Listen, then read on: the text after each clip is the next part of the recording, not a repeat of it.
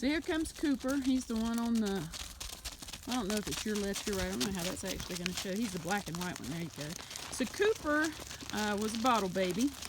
I tell people that bottle babies in the house are the best birth control you could ever imagine for teenagers, because they got to feed the goat cries, they got to clean up after him. He was the run of a litter of 3.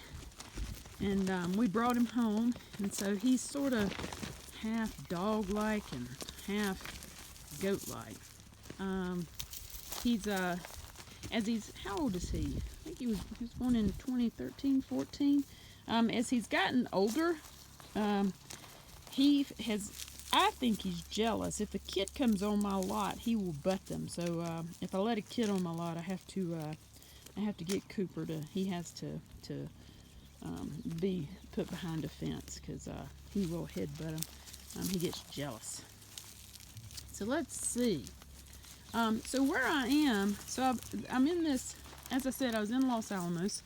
The county rents out these lots to folks, and what I do is in the mornings I come out, try to get out here before anybody else does, so I stay out of people's way. The goats follow me fairly well, but don't want to bother anybody, so I get up and I get out here about 6:30, and this is where we are. You can see the mesa across the way from me. When I get closer, you can see the valley there. The county came out here and they created a fire break in the past month or so. So they cleared this strip of land and created this fire break. And my goats like to walk over here, and we eat the weeds. You can see Dottie looking. What she is doing, Dottie's my llama. She's my livestock guardian. So let me tell you why she's here. About, let's see, 4 or 5 years ago, I had a coyote that got on my lot. Golly, got a bunch of my chickens, got a bunch of my, I had about a dozen ducklings. And so a friend of mine, and you know when a coyote's gotten on your lot because the chickens, they're just gone. If it's a skunk or a raccoon, there's body parts and like the head's eaten off, and it's nasty. But anyway, so I had a friend, he extended my fence up with chicken wire. And so I thought, okay, let's try that. And then a few days later, I walked on my lot, and there was a coyote in my lot, and it just looked at me and it jumped over the fence. And I'm like, well, that's not going to work. So I didn't really know quite what to do. I didn't know how much investment I wanted to make, like in an electric fence or something, because I didn't know if it would work. Here's Dottie, she's dusting herself. Hey, Dottie. So she, I found online, the Cooperative Extension Service had done a telephone survey, and they had, people when they were raising sheep and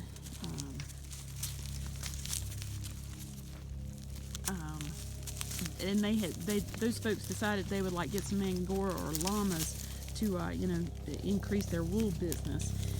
They noted that they weren't losing as many lambs. It was anecdotal. They weren't losing as many lambs to coyotes and predators. And so they did a phone survey, and the basic gist of it, my interpretation of it was, if you have a llama, they don't like canines, so they're gonna chase off the coyote. And if you want them to do a really good job, you get one llama, so it bonds with your herd of whatever you're trying to protect. And if you want to be even better, get a girl llama, because she's even more protected. So anyway, so we got Dottie. Knock on wood, I have not seen a coyote on my lot since I got her. I do not shut up my chickens or my goats at night. The outside fence in my lot keeps them away. Knock on wood. So as you can see, the goats are eating the brush there. Yeah, they eat the weeds. They like scrub oaks. They will eat pine trees. They don't eat juniper trees. They don't do that. So anyway, this over here is our little county arena. We have a fair every year. Anyway, so I walk them down. Let me walk you over here. Los Alamos County, if you're into hiking and mountain biking, is a nice place to be. Lots of trails. You can see over here. I'll walk over to the mesa edge. The town of Los Alamos is, I think it's on 3 mesas. That's just a suburban neighborhood across. That's what we call Barranca Mesa. Where we are is North Mesa. But you can see you got the trail here, and it goes back on the north side of the stables. Here's Dottie walking with me. And we're usually out here about 30 minutes. After about 30 minutes, usually what happens is one of them decides to head back home. And then we head back up and I feed them. And that's our morning.